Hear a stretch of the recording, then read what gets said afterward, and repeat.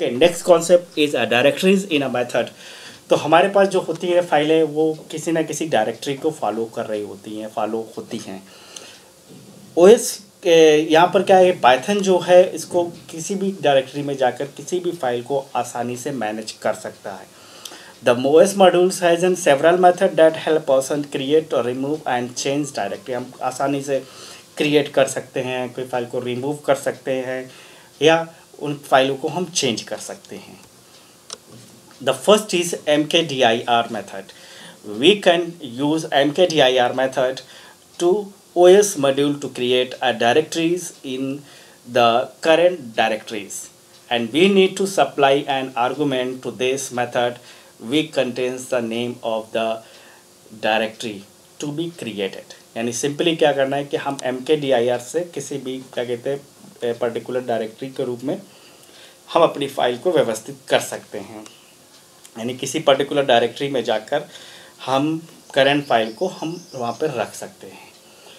अगर बात करें सिंटैक्स की तो सिंपली os.mkdir और mkdir में हमने न्यू डायरेक्टरी यहाँ पर दी है।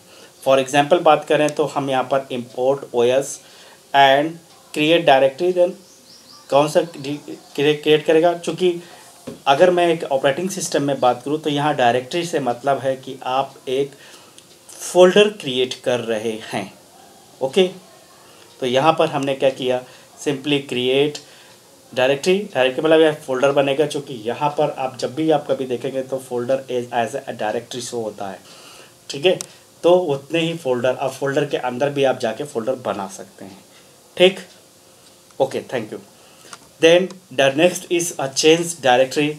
अ change directory we can change CSDIR method to change the current directory and CSDIR method takes an arguments and which name of the directory that we want to make the current directory। अब मान लीजिए syntax हमारे पास जैसे simply है कि os.chdir, तो यहाँ पर हमने न्यू डायरेक्टरी दिया, ठीक है। हमें आपको न्यू डायरेक्टरी मतलब हमें चेंज करना है अपनी डायरेक्टरीज को। तो यहाँ पर एग्जांपल में जैसे मैंने लिखा कि इंपोर्ट os और यहाँ पर हमें चेंज करना है डायरेक्टरी को CSDIR के माध्यम से कि होम न्यू dir। अब आप चाहे तो कुछ भी आप वहाँ पर बदल सकते हैं, चेंज कर सकते हैं, ठीक है। तो आसानी से आपकी जो डायरेक्टरी होगी वो चेंज हो जाएगी। ओके, नेक्स्ट है अ गेट CWD यानी current working directory. Get CWD method और गेट CWD मेथड और display the current working directory and the syntax is os.getCWD। आगे पैरेंथेसिस लगे होंगे। एग्जाम्पल में जैसे मान लीजिए कि इंपोर्ट os और हमने वहाँ पर लिखा os.getCWD। तो आप जिस भी डायरेक्टरी में जिस लोकेशन पे का वर्क कर रहे होंगे ये, ठीक है, तो वहाँ पर उस डायरेक्टरी को वो शो कर देगा। ओके, इसी तरह से the RMDIR method. RMDIR method deletes remove, यानी RM मतलब remove delete the directory which is passed an argument in the method।